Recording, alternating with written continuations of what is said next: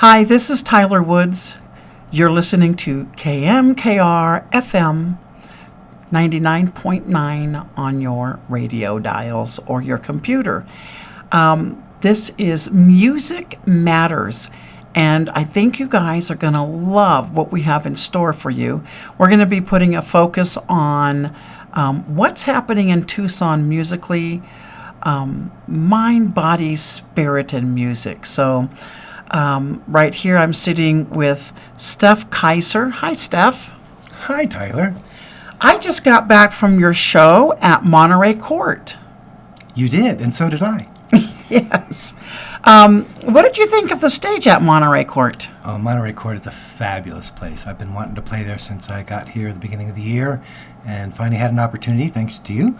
And Greg, who's the owner of the place, booked me for 2 more shows. So I guess we did good.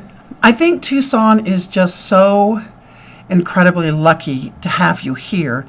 Thanks. Steff is a transplant from Seattle. Yes. And Steff, what is it like leaving Seattle, coming to Tucson musically? It's been great. I quit my day career three years ago, and 2 years ago I took off on a little trip with an RV that I bought, sold all my stuff, and went Seattle to Miami and back and up and down the West Coast, playing all kinds of open mics and showcases, and came to visit a friend here in Tucson and loved it. So here I am. The music scene's fabulous. Yeah, I love the fact that Tucson is in the top 10 nationally for being having the greatest homegrown music scene, basically. I local didn't know music. that. Yeah, we are on the top 10. I think we're like 7. Wow. So it's kind of great that you came to a place that's really known for local music. So, And I understand in recent years it's really taken off, that there was a lull some years ago. Is that true? there is. I've been here all my life. There has been a great lull, and I would say there's been maybe 2 or 3 in my few years I've been alive. My 61 years here in Tucson. I've seen music come and go, but I've never seen it as strong as it is currently. I'd like to think some of it is because we're doing the, you were talking earlier, and we'll talk about that, the open mics, the showcases, and everything else. Tell me how it differs here versus Seattle.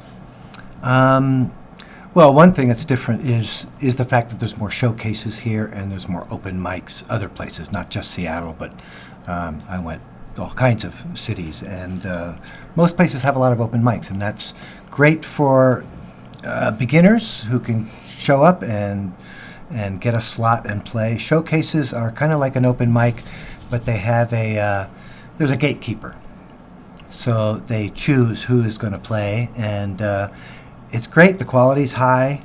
It's a great listening experience for the audience. I like that part. Tucson's a very friendly community. The music community here is very welcoming. I like that very much. Seattle's gotten a little bit impersonal. It's gotten a little too crowded. Yeah, and I hope that we don't see that with Tucson, and I don't think we will, because I think the people that come here or that are transplanting here or that have been born and raised here, I tend to think that we go at a slower pace, Mm-hmm. and we pay attention differently, put it that way. Yeah. So it's interesting. So you all didn't have open mics that much in Seattle? Yeah, there were open mics, not a lot of showcases. Showcases Yeah, so that's kind of the difference. is huge, and I host several showcases. I think 1, 2, 3, 4 in Tucson, and I love it. And I know that there's more and more people interested in putting out showcases to show off people with your kind of talent. So, Yeah, it's great. And like I said, I scored a couple extra gigs at Monterey Court for playing today, so You can't that's super. beat that. That was really great. All right. So you've got 2 CDs out? I do. I have one that I call a studio CD, although it's self-produced, and another one that's more of a sampler, more just solo acoustic stuff. Okay. So let's play one of our first cuts from your CD. Sure. What song would you like us to listen to? And tell us a little bit about it. Well, why don't we do the title cut of the studio CD, which is The Roads That Cross the Great Divide. And that's a song that was written for the Tumbleweed Music Festival Song Contest in 2012. And the theme of the contest was Crossroads. So I wrote this as sort of a ponderance of the dichotomy of existence. The crossroads that send us back and forth between our rights and wrongs and goods and bads and pleasure and pain. I can't wait to listen to it. Let's do that right now.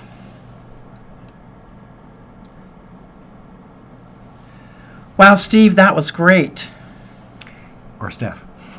Yeah, Steff. I want to keep calling you Steve, and it's Steff. I'm so sorry. Were you born with Steff? Stefan. Stefan. Yes, my parents were Danish. They were both immigrants. Oh, great. So I'm 100% blood Dane. You're a Dane. I'm a Dane. Well, you're a great Dane at that. Oh, excuse the pun. Okay, so songwriting. Yes. Tell me about your way. As a songwriter, we all are different and whatnot. Tell me something about your songwriting style, would you? Oh, boy. Songwriting, that went many different phases. At one point, not too long ago, maybe 20 years ago, I decided I was no good at songwriting. I was never going to do it again. And I a little depressed, were you? I was busy with other stuff, and I didn't feel like my stuff was coming out very well. And I'd been trying for a long, long time. So I kind of gave up on it. I put the guitar down. And then I ran across a CD from a guy named Andrew Ratchin, who has a band in Seattle called Uncle Bonsai. Mm-hmm. And he also does a solo thing called the Electric Bonsai Band. It's not electric, and it's not a band. And he had an album out, and I found it on a shelf at a little gift shop for $2 a piece, and I bought all of them. They had 5 or 6 of them. I thought, I'll use them as gifts. And I started listening to that CD and listening carefully to the lyrics of this guy, Andrew Ratchin. This guy is absolutely brilliant. Very sarcastic stuff that he writes, not my style, but the depth of his songwriting, the skill of his craftsmanship was so high. And I started to sort of study that. And it got me back into writing. And it was really my first musical epiphany. I had 2 musical epiphanies in my life. And that was my first musical epiphany. And that had to do with using internal rhymes, which Andrew Ratchin uses a lot of. So I began to use internal rhymes, and not only do internal rhymes sing better, but it gave me a process during my songwriting where I found myself searching for internal rhymes, and in the search, I would find words that I would never have thought to use otherwise. And sometimes I would even find a word that wasn't a rhyme. I was looking for a rhyme, but I didn't find a rhyme. Instead, I found a better word than anything I had been playing with for that line. So it really developed a whole songwriting process for me, just the idea of focusing on internal rhymes. Would you tell our listeners what an internal rhyme is? A rhyme, anything other than the end of a line. So anywhere in the middle of a line, I will sometimes rhyme a word from one verse to the other. I have a song I wrote for my dad, and the last word of the first line of each verse rhymes with the last word of the first line of the next verse. Oh, okay. So the listener doesn't really consciously necessarily pick up all those rhymes, but there is something in my ear that's very satisfying when a rhyme occurs. And again, it's given me a process, a way of searching for words that takes me places I wouldn't have gone. Great. Speaking of songwriting, tell us about this next song on your CD and which one it comes from. I'd do it all over again. It's hard to say. It's hard to sing. That I wrote for my dad for his 90th birthday. And I decided to sort of chronicle his career and his life, not so much his whole life, but the times that he went through in his life, all the way from 1921 when he was born. So he went through the Roaring 20s, and he went through the Depression in the 30s, and he went through the war in the 40s, and then he moved to America and lived here in the 50s and on. and went through many career phases that I remember as a kid. So I put 12 verses together, sort of 7 or 8 years of his life, each verse. Wow. All the way from the beginning of his life to when he was 90. Is he still alive? No, he passed shortly after that, but Okay. I did get to share that with him. Wonderful. Well, let's give it a listen to. What is it called again? I'd do it all over again. All right, here we are.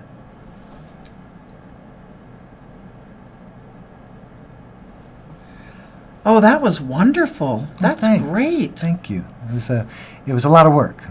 Yeah, and so, when we're talking about music matters, I think this is when music really starts to matter, is when we get to communicate our emotions around family, friends, loved ones.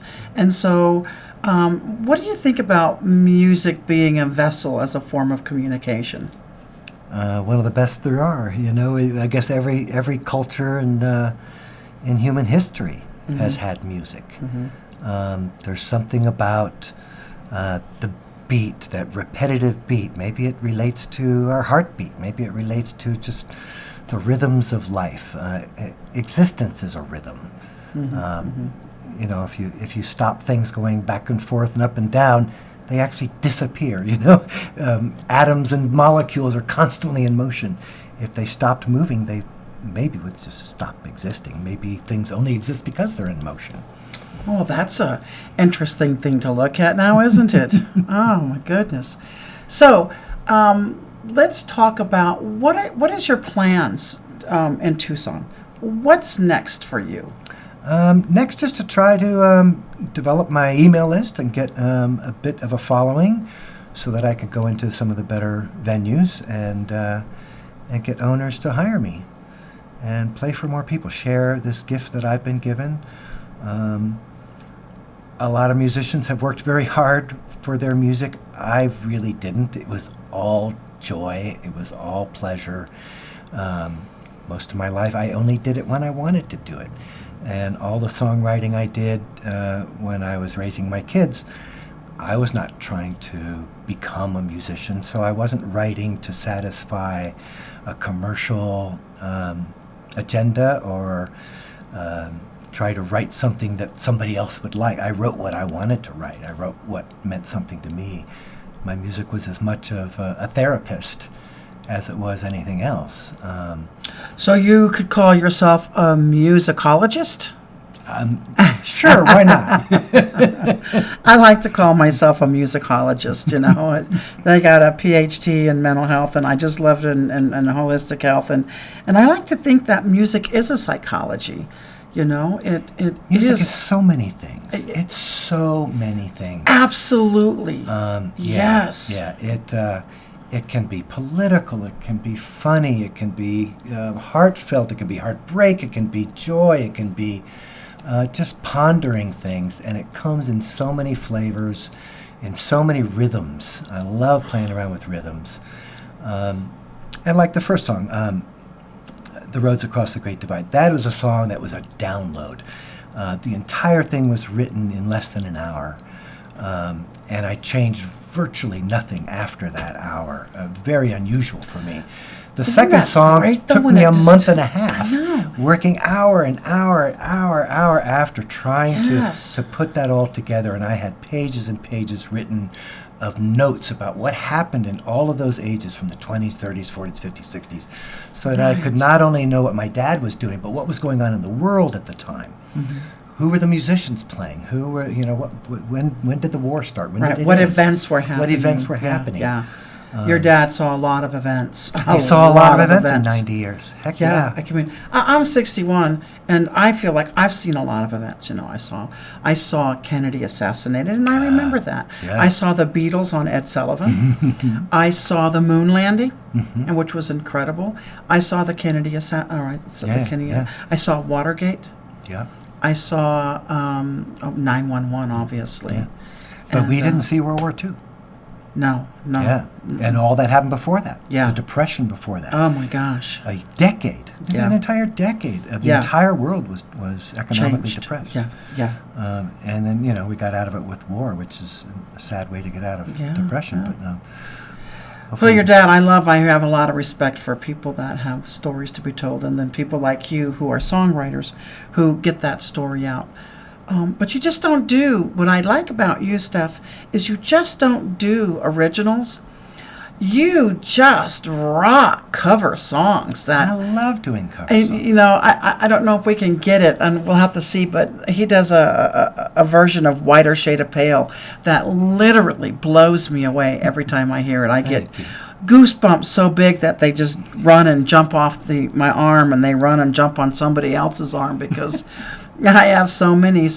But let's listen to one of your covers. Which one would you like us to hear today? How about, because I don't have that one on the other CD, but I have, how about Sean Colvin's I Don't Know Why? It's one of my favorite songs of all time, and Sean Colvin's a brilliant songwriter, and I really like her stuff a lot. Okay. So which one is this called? I Don't Know Why. I Don't Know Why by Sean Colvin.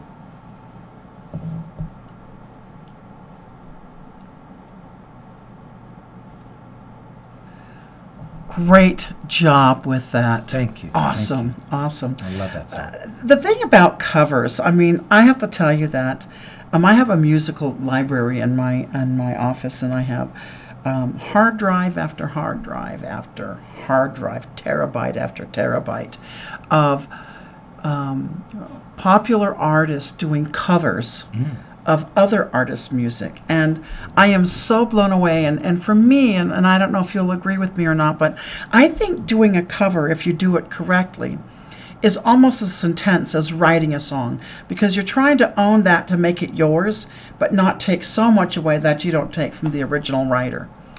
Yeah, that's part of the creative process of doing covers for me. The mashup, which maybe you play that here. I definitely will. The mashup was something that I mashed up. Gentle on My Mind, Everybody's Talking, and From What's in My Life, and it just was a blast to put together. And it gets the best response of anything that I perform. People really like it. Yeah, I've seen you do it live several times, and people just go nuts. They really do like it. And of course, anybody over 40 recognizes all those songs. I have played it for youngsters in their 20s, and had somebody come up to me afterwards and go, "Wow, did you write that song?" Yeah, I wrote that whole song. Yeah, there's a generation out there of new musicians coming. You know, I was playing in a band earlier this year, and the members in the band were 21 and like 25, but they really had an ear for music, and then you meet other people and they don't have any kind of know-how about the Beatles, the Stones, Glenn Campbell, Jimmy Rebb, who wrote a lot of those songs, and for Glenn and whatnot. Yeah, Jimmy Rebb was great. And he is incredible. Yeah. So mashups. Let's listen to this mashup. Okay.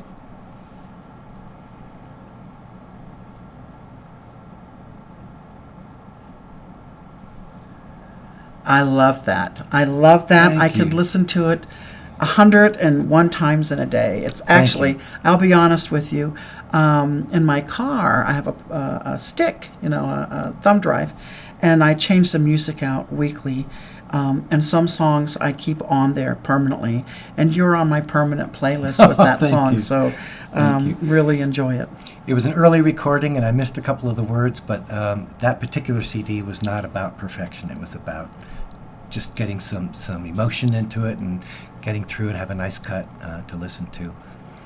Okay, so speaking of CDs, let's talk shop for a few minutes.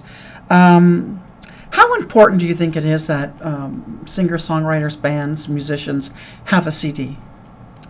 Oh gosh, I'm maybe not the one to ask. I've been recording since 7th grade. I started recording a year after I started playing. So I've been recording playing with electronic equipment for half a century. And I love it.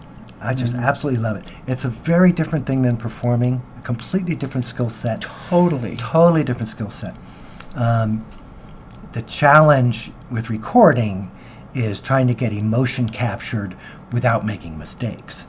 Because unlike live performing, where people are very forgiving of small mistakes, The recording process is unforgiving.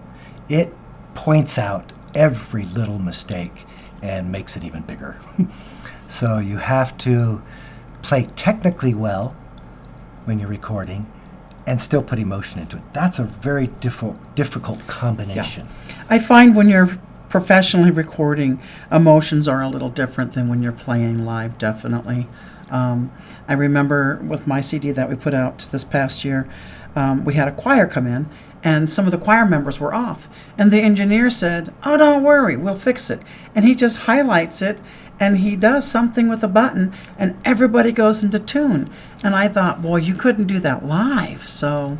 Yes, you can now. Oh, you can do that live? Oh, my gosh. What's happening? It's also technology. I don't mind hearing mistakes. Yes, now they have, real-time pitch correction. Oh, my gosh. Yeah. Well... So when I recorded my studio CD, pitch correction was available, but I made a point of not using pitch correction on any of the vocals. I wanted it to be the real deal.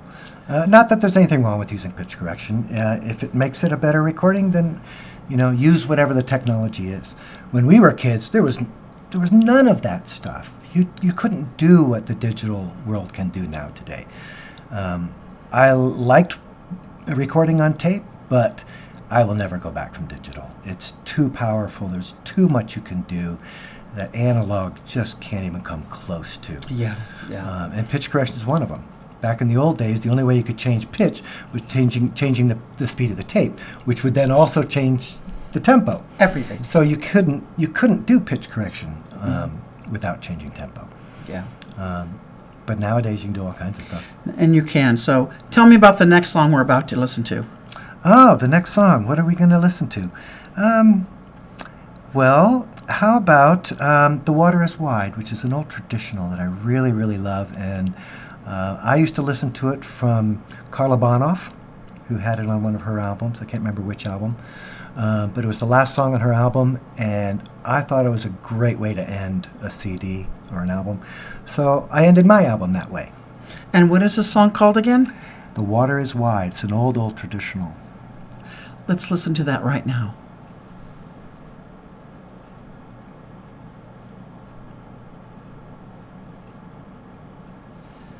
Wow, it just says tradition, old tradition, doesn't it? I mean, well, it screams it. I tried to make it modern. Well, and perhaps you did. But it is a beautiful song, and people really love that song. A lot of people have done it.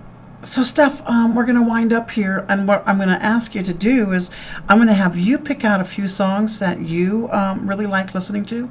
And as far as cover songs, you mean? Covers, artists here locally. We'll pop that on for our listeners so they can see what kind of music you enjoy listening to. Well, I say locally, I would say go hear Sabre Fox. Oh, Sabre Fox. She has really, really impressed me.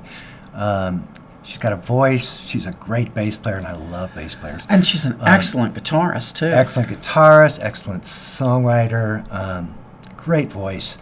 Go check her out. And she plays in multiple different forms. She's all over the place with Mitzi Cowell and Connie Brown. And of course, Heather Hardy's a great listen. And well, we're going to have you send those to us so that we can have our listeners listen. Sure. I will do that. So I appreciate you being here. One last thing I want to ask you, and that is, this is Music Matters, and it is about, looking through it, music with the mind, the body, the spirit.